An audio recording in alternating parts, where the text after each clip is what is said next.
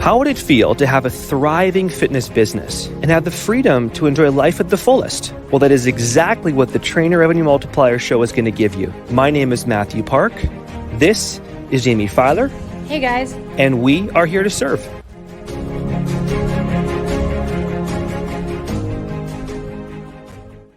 What's going on, everybody? Welcome to the Trainer Revenue Multiplier podcast. I am your host, as always, Jaime Filer, and I am joined today by Laurent, the TRM tech engineer, and Alvin. I refuse to call you Chocolate Thunder. Is there a nickname? You just did, yes. No, I refuse. Yes, she just did. We all heard it. Is there a nickname you actually go by? Like, is it really? No. I feel like if you were a boxer, you would have. Well, I had Too Sweet. What? Alvin Too Sweet Brown. Too Sweet Brown. Yeah, that was it. That was on the belt. I don't know if that's right up there with Chocolate Thunder for me, but I will consider it. Yes, and I'm still gonna count it that you said Chocolate Thunder. We actually got her to say it on. I did. Recorded everything. I did. Anyways, awesome. So I am here with essentially, the young grasshopper and the Yoda of TRM. Really? All right, we'll take it. I'll take it. Right. Each of these gentlemen have their specialty. Laurent knows everything and anything there is to know from what the systems perspective, technology. He managed to figure out the problem with my website, which wasn't actually what we were going to be discussing this afternoon. And then Alvin can figure out the system of the brain, which is probably more complex than coding and technology. So it is an honor to have both of you guys on. And you too, Jamie. Thank you, Jamie. Mm-hmm. So what I would like to do is to facilitate a discussion whereby new school meets old school. Alvin, your strength is in quashing limiting beliefs and in getting people to master their person.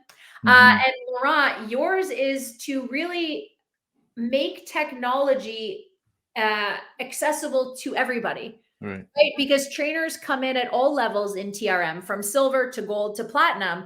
And we all have varying degrees of knowledge as it relates to even what a funnel is, let alone a landing page and what copy is. So what I would like to do is start with Laurent's most commonly heard limiting beliefs, complaints, questions, and concerns. And then Alvin, how you would go about addressing them from the inside out. Okay, sounds good. Sounds fun. Awesome. So let's dive deep. It's so awesome to be here, by the way.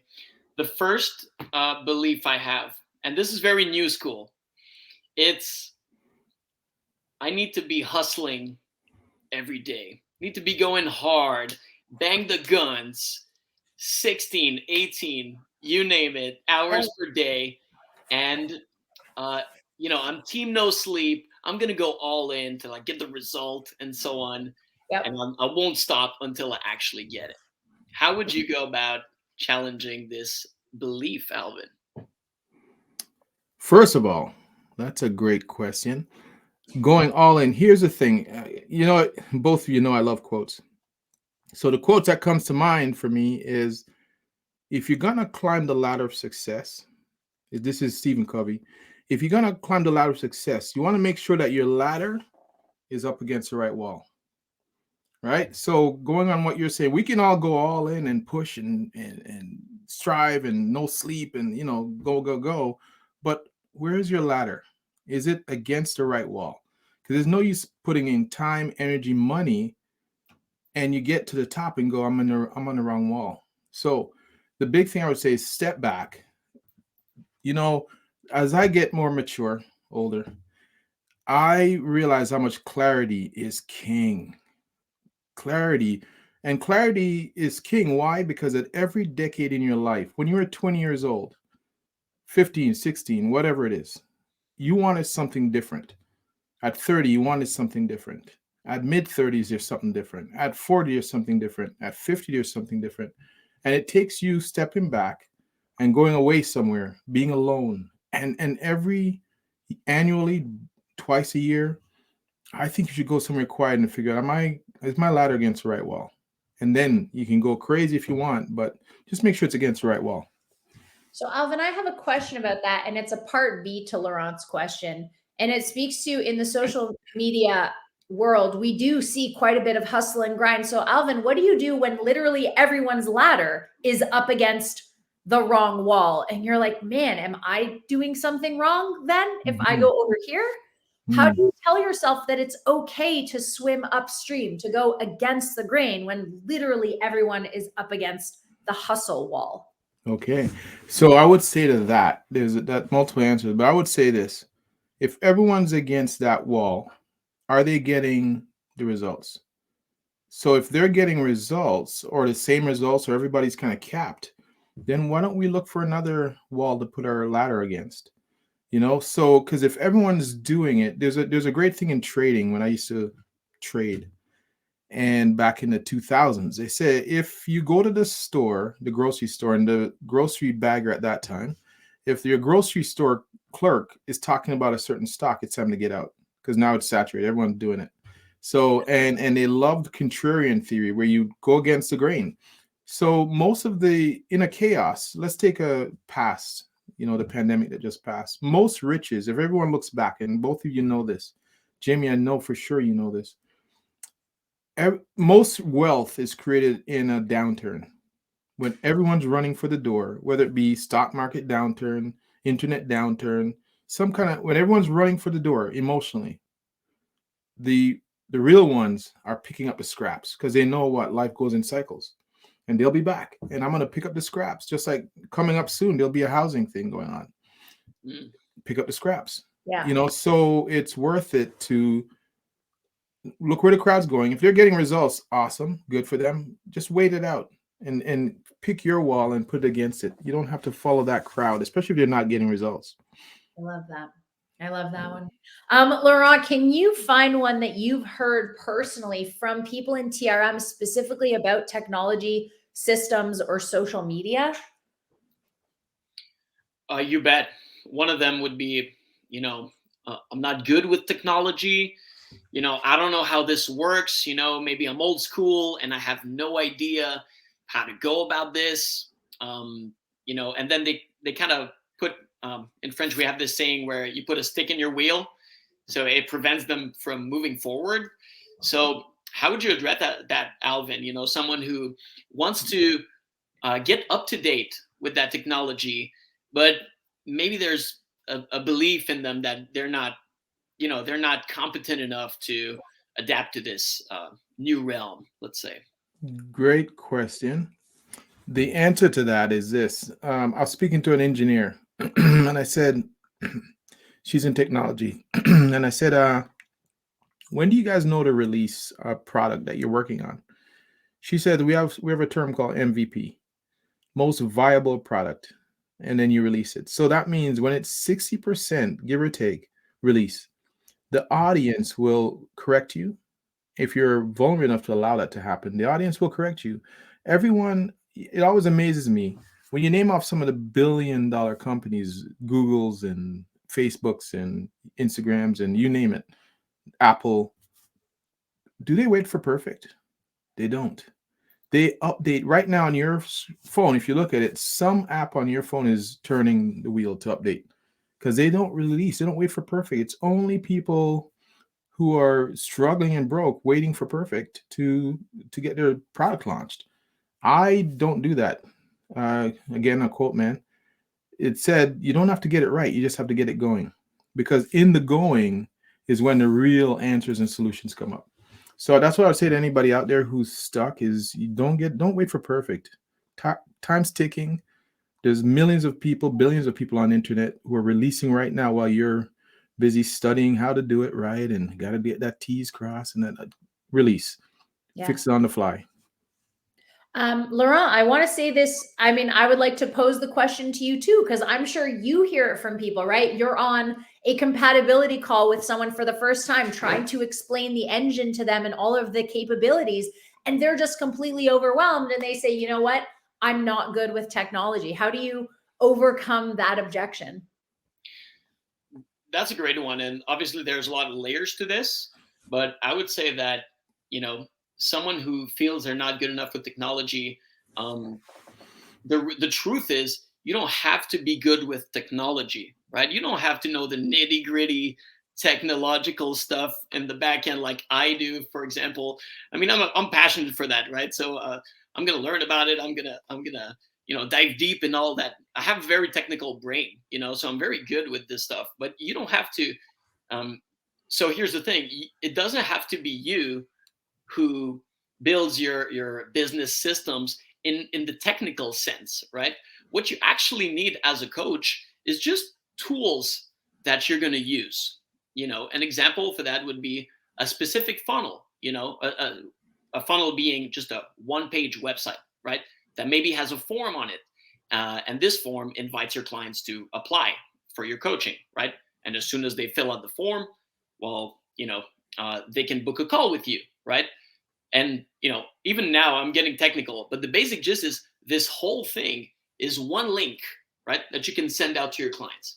So if you only have this one link and you know how to use it, then it becomes a tool in your toolbox, right? That you can start using. So all you need is just a toolbox with specific tools, and learn how to use those tools. You don't need to know how they work specifically, how they were built and all that good stuff.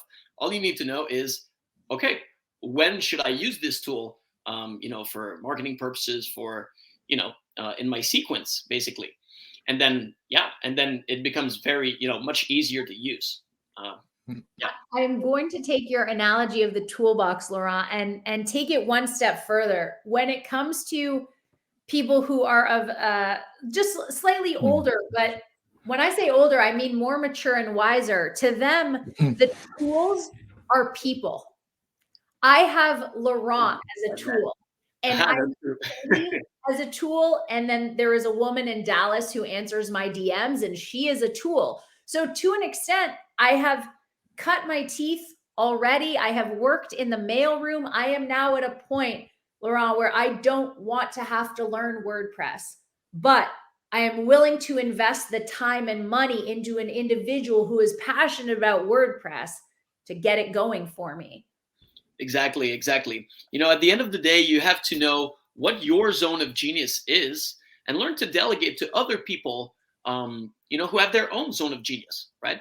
If Jamie's zone of genius is social media, I'm gonna go to her for advice. But beyond that, I mean, you would delegate specific tasks to those people who actually love doing it. I love building systems, so yes, I'm definitely a secret weapon for multiple clients in our roster. They just come to me and they have a question, they need something done. I'm not going to do it myself. I'll let Laurent do it, and then he's going to do it 10 times faster, 10 times better than I could even do it. So even though I'm not good with technology per se, well, at least, hey, Laurent's super good with it. He's going to make me feel. I know someone who is good, right? Exactly. You got it. You bet. All right. So I have another question, and I want to know how both of you would answer it. Someone says, I'm thinking about getting the engine or even a CRM, but I either A, don't want to spend the money yet because it's not coming in, or B, don't have the clients yet. So what's the point in organizing them using a CRM? We both know, similar to I can't afford it, that is a smokescreen, that is a veil. What is the limiting belief? And how do you address it? Alvin first. Well, the limiting belief behind that, again, is that perfection piece, or the fear that you don't have enough. And Jamie, you're so right that if you want a result, right? You want a result.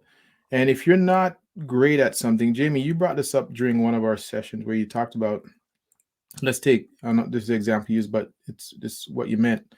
Let's take lawn mowing. If lawn mowing takes you an hour to do, what would signing a client be for you? Would it be the $20 you could have paid someone else to, bring income into their business that loves lawn mowing, spending time outside and sun and moving that mower through your lawn? Give it to them. You go close that client for $200, whatever it might be. So put time where your energy is. Don't major in minor things. So, and also the investment that you put into having Laurent, a specialist, as long as you've vetted that opportunity, you vetted it and you found out it's right, execute. because you really have to spend money to make money at the end of the day. And if the result is what you want, Laurent systems, I love systems because lately I've become to love it even more.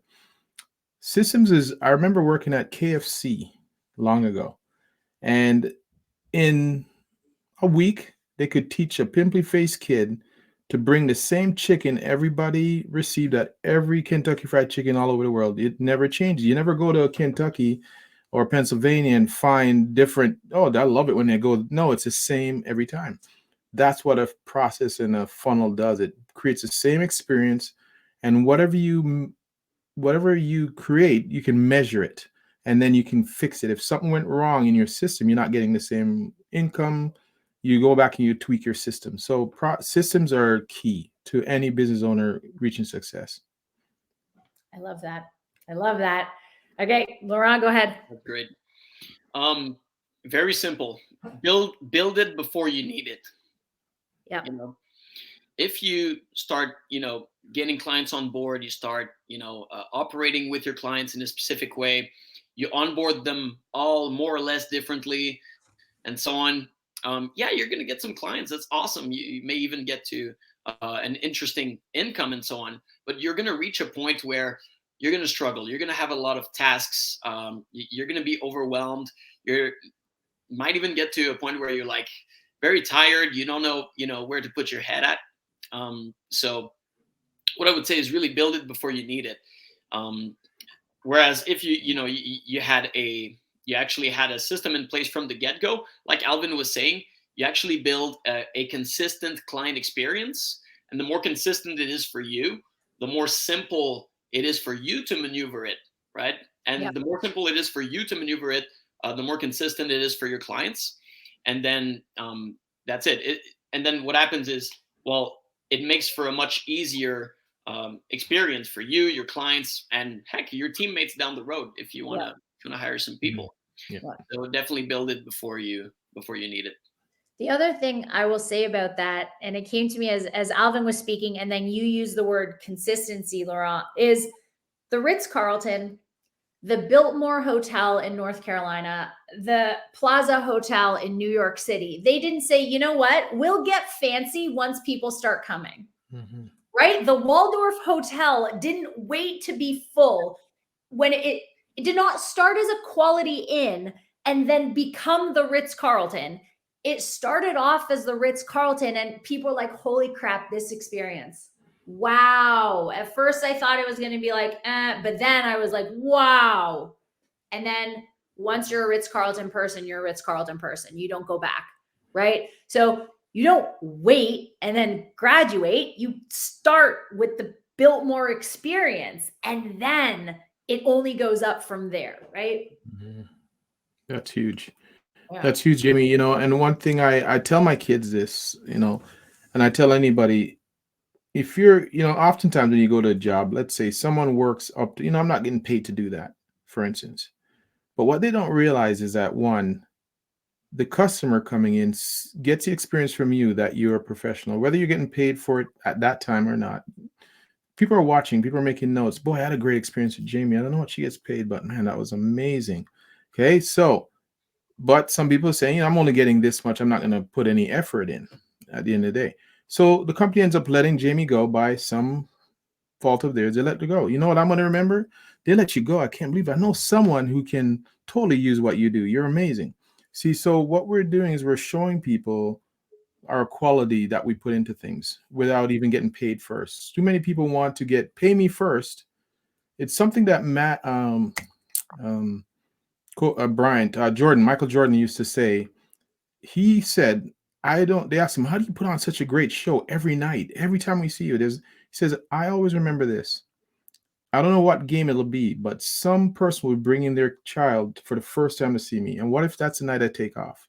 Yeah. So he says, I never take it off. So yeah, you're right. Laurent said it, dig your well before you're thirsty. Show up every time, give them the experience when no one's watching. Yeah. And then when the lights go up, you're magic. They wonder where you came from. And it, like, similar to what Michael Jordan said, there are some people who give us their last dollar, because the truth is we promise them the world with every intention to deliver. So imagine giving someone living paycheck to paycheck, giving your trainer, your life coach, your last dollar, and then it's a Google sheet. Or Right. they forget, right? They click copy and paste. They Yeah. put the wrong client's name on a Google Doc, right? Rather than using, let's say, Trainerize or something to that effect. Wow. Yeah. Wow. Yeah. Right. That's a big deal. That's a Stripe dispute waiting to happen. That's for sure. Yeah. Huge. Huge. And I'd like to point out something, Jamie, the opposite can also be very true, where somebody's going to invest, maybe they don't even have the money, they're investing, like they're getting in debt because their health is really important for them. And then you're going to tell them one thing, that's really going to turn it around for them. And that's really going to create the impact they're looking for. Sometimes, they're going to get the program, they're going to get the nutrition, but sometimes it's just that energy, that little extra you put in that really makes a difference. Yep. All right, we have a little bit of time left. So Laurent, I want you to throw out one more that you've heard specifically about systems, or even if it's like, am I giving too much or am I giving not enough, right? When people do like a 7-day drip campaign, they're like, am I giving away too much? What's something you hear? That's a big one. Yeah, that would be something, is like, I fear I'm not giving enough value. Sometimes you're gonna see that. Maybe you guys have even felt that in the past. Like, am I not giving enough value? Yeah. And then you end up giving too much. Yeah. You never feel like it's enough, and you want it to be perfect. Yep. So you become nervous, and you want to take care of your people. You cater for them, and you're like, oh no, I need to protect them. They're they're your babies. How would you address that, Alvin? Because that's an interesting one. So let's. I mean, that's so. You gave 3. I actually like the first one the most, Alvin. When people struggle with feeling like they're under delivering, obviously that is probably a limiting belief, and most likely they are over delivering. But when someone thinks they're under delivering, how do you tackle that? If think they're under delivering, I like the question that you asked earlier, and I was gonna thinking of that one as well, where I remember a friend, I was talking with him, and I'm saying, I'm buying this program or going to this seminar, and he's so jaded. Oh, why, if they're so successful, why are they giving that away? I don't believe in any of that kind of thing. And what he doesn't realize is that the reason why Jamie's on this call, Laurent is on this call, is they've found something that works for them, and they're passionate about sharing that idea. They're passionate about letting it go. So this idea that the scarcity mentality that people have of, I don't want to share my best idea. What they don't realize, that when I share my best idea with somebody for free, they're going, if that's for free, then what the heck is your program, what I sign up for? If this is free, this is already, I can use this idea alone to walk away with. And what do you give for pay then? I'm paying you. So that's one thing. And when someone thinks they're not giving enough value, what you have to do is really step back and realize that, look at your product that you're giving away. Look at the product that you're giving away to your clients. Is it up to your standards? Are you giving what you're full? Are you holding back? Are you holding back the secret until they pay you? I would, believe it or not, it sounds oxymoron, but I would advise anybody to release your best secret. Give away your best secret for free. Because guess what? Ideas they're unlimited. They're infinite ideas. And once you just tap into them, when I find out that you gave me your best secret, I'm wondering what's next. I'm signing up. Yeah. That's how I've gotten caught on many, many programs I've joined. Is Eben Pagan is one guy I joined, and he gave this ultimate value, and I joined, and I'm a constant fan of his. So give away your best stuff. Don't be afraid. Energy is never destroyed. It's just recreated. You'll get abundance. I love it. So, yeah. Alvin, thank you. Laurent, gems, pearls, nuggets of wisdom. Thank you guys so much. Any last words? I would say, if you're out there, first of all, remember remember the one thing. If you want to take away anything, one of my mentors said, one idea, well executed, can change your life forever. Okay? Don't walk away from this. Watch this again and take one idea. They were so great, all of them. One idea. Promise yourself to execute on one idea, and it'll change the path you're going forever. I'm telling you. You don't need 10 ideas.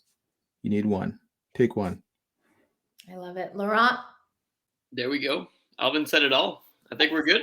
Perfect, guys. Thank you so much for listening. We appreciate it. If you like what you heard, make sure that you are subscribed. Please like, rate, share with your friends, pass on the wisdom to others. Where can people find you guys on Instagram, TikTok, website, wherever? Myself, you'll find me on podcasts, Personal Mastery Training, on all your platforms, all of them, Amazon, Spotify, you name it, iTunes. You can also find me in Personal Mastery Training online. I'm constantly posting, adding value to you, both physically, mentally. I'm always adding value. Facebook, I have a page, same thing, Personal Mastery Training, and Twitter, Self Mastery. And that's where you can find me and, partake, like, subscribe, share. Thank you, Alvin. And Laurent, where can they find you? You bet. I'm on Instagram mainly. So at laurent.dt. So the letters D and T. And you can find me on Facebook, Laurent DT. You can reach out to me. I'll be happy to reply, give you a hand. Perfect. And then we are at Trainer Revenue Multiplier on Instagram as well, guys. Thank you so much. Have a beautiful rest of your day, and we will talk soon. Thanks, Jamie. Thanks, Laurent.